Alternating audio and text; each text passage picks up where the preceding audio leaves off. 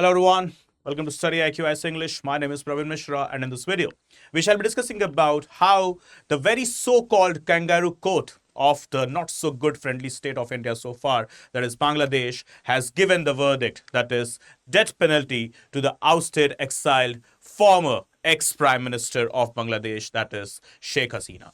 So Sheikh Hasina, really a human slayer? Really the culprit or innocent?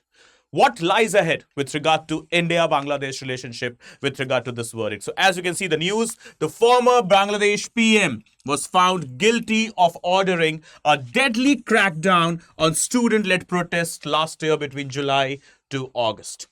What has happened? This idiot, so-called Muhammad Yunus, the so-called caretaker and chief advisor of Bangladesh presently, the puppet, or I shall simply say the pug of China presently, has now clear-cut made security arrangements throughout Bangladesh, as he feared, obviously, the cowards they do fear for sure, as he fears that Bangladesh may face another civil unrest or maybe some public uprisings, those who are present there in the support of the exiled Bangladeshi PM Sheikh Hasina. And so, as you can see, what Sheikh Hasina has stated, that it is literally rigged.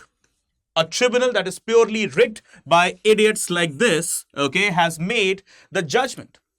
There is a government since last 1 year in Bangladesh, but is it really elected? No, it's absolutely sporadic, unelected government with no democratic mandate. And that's not just the statement coming from an ousted PM. It's the dark reality. Darkest andhera, that's the biggest type of a sham thing. As you can see further, Chief Advisor Muhammad Yunus hailed the verdict. Obviously, what else you can expect from an idiot? Saying no one is above the law. And Sheikh Hasina called the tribunal attack of kangaroo court.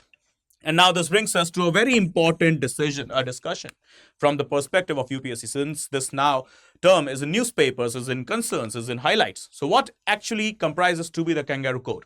So it is an unofficial, unfair and illegitimate tribunal that disregards the legal principles to reach a predetermined biased outcome, and it is basically a sham legal proceedings where a fair trial is impossible because a group or maybe some individuals has already decided the verdict. So this is nothing but just simply the show off, just an informal formality that is going on in Bangladesh. So a kangaroo court that is made with no democratic norms being followed, with no democratic principles being existing, and yes, no theories of natural justice, no theories of even any kind of a justice is existing in such areas, right? So calling this judgment as the kangaroo court judgment, Sheikh Hasina just came forward with just simple statements. As you can see, this is what the timeline given to us by the Times of India. So ousted PM Sheikh Hasina, who is right now at the age of 78, and former Home Minister Asad Usman Khan found guilty of ordering lethal force against the student-led protests in July-August 2024, that is last year. So proved Hasina orchestrated crackdown, says tribunal. Okay, and also the former IG Chaudhry Abdullah Al Mamoon, who turned state witness, is sentenced right now to 5 years in jail. As per the Bangladeshis' laws, so-called, right, Hasina cannot appeal the verdict unless either she surrenders or is arrested within the next 30 days. This is what the judgment has came from a sham legal court, that is so-called kangaroo court right now. Okay, so this is what has happened, and as you can see, the statement coming from Sheikh Hasina, if you can read out, there's a statement here. In their distasteful call for the death penalty, they reveal the brazen and murderous intent of extremist figures within the interim government to remove Bangladesh's last elected PM. Right, this is what the statement has come from the ousted, exiled Prime Minister Sheikh Hasina. And now let's talk about how is it going to impact India-Bangladesh relationship further. Well, to be honest, presently we do not possess any relationship with Bangladesh, but yes, Bangladesh is a quite strategic location for us when it comes to the protection of our northeast, beautiful northeast, and yes, also ousting the hostile intentions of the not so good friendly neighborhood again, that is China. So we have signed an extradition treaty with Bangladesh in the year 2013. But before we discuss about the Article 6 and Article 8 of the extradition treaty, firstly we need to discuss about the Rome Statute. Okay, so what does the Rome Statute talks about? it talks about the crimes against humanity. So Article 7 of the statute says crimes against humanity will include actions like murder, extermination, torture, imprisonment, persecution, and other inhumane acts. And more importantly, for these acts to qualify under the statute, they must be committed as a part of widespread or any kind of systematic attack against a civilian population with knowledge of attack. So this is what the Rome Statute is talking about. Right? So it has defined crimes against humanity as murder, extermination, torture, persecution, imprisonment, or any type of inhumane acts. And yes, the perpetrator, the accused, or maybe the culprit, must be having the knowledge of these actions and also going ahead with the proper systematic usage of the system for the sake of attack, as well as it should be quietly widespread. Right? So there also needs to be some policy or organized plan behind the attack. So simply speaking, the acts should not be isolated individual crimes, but it should be part of a larger pattern. Just same like it's happening in Myanmar, same like it's happening in Pakistan, so-called, and same like it's happening in Afghanistan. Well, Afghanistan has right now taken a very positive note in view last couple of weeks, but yes, still these things are still being prominent there, right? And remember, guys, the most important thing that we must not miss, the shorter note. Extradition would be a complex and long drawn-out process for India, entailing both the legal commitments as well as the geopolitical considerations. As this thing will inspire a lot to anti-India elements present there in Bangladesh. Simply speaking, the radical anti-India forces.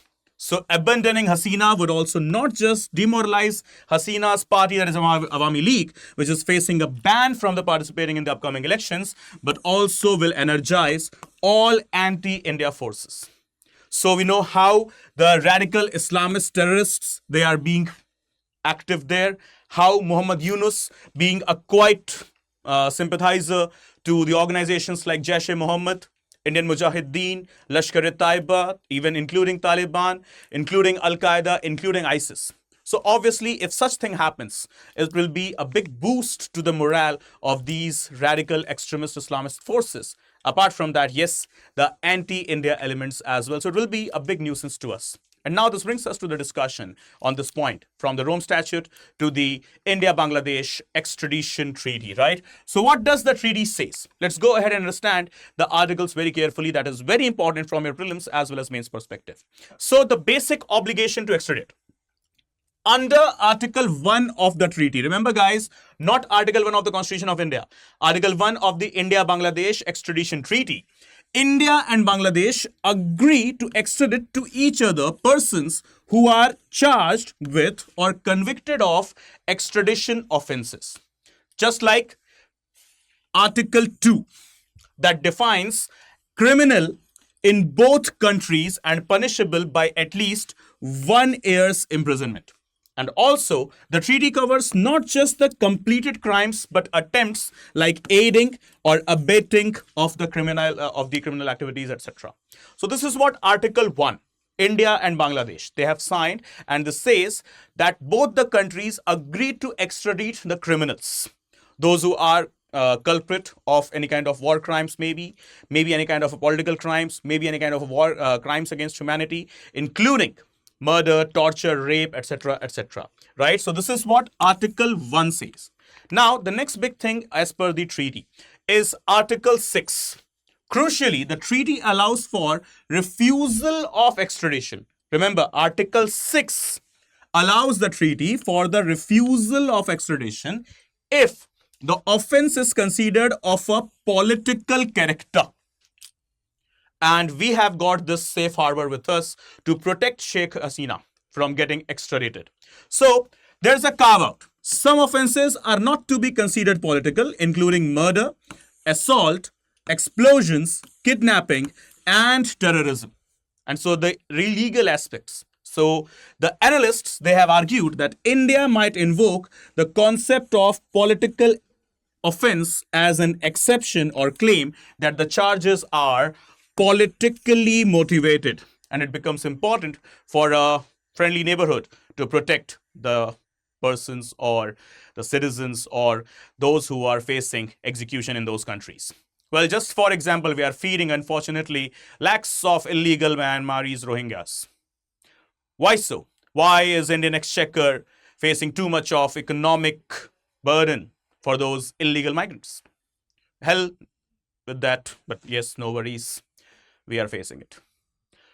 So why can't we take care of Bangladesh's former or ex or exiled prime minister? That we can also do, right? So good faith and interest of justice, Article 8. This is what we have with us.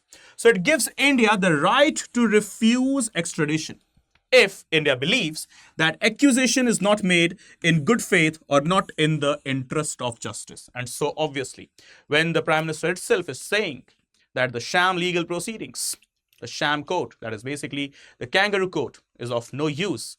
It's not made on through the principles of natural justice. It's not made on through the principles of any democratic norms as well as any democratic framework. So why should we be going ahead and understanding and just accepting a sham legal framework, a sham legal proceedings, a sham legal judgment? Well, that's not even the judgment, right? So guys, remember, we have got Article 1, we have got Article 6, we have got Article 8 of the India-Bangladesh Extradition Treaty signed in 2013. We have got the Rome Statute of the International Court of Justice. And yes, we have got some more information with us. That is, if you're looking forward for the prelims examination of 2026. So remember, our Success in Prelims program has already launched.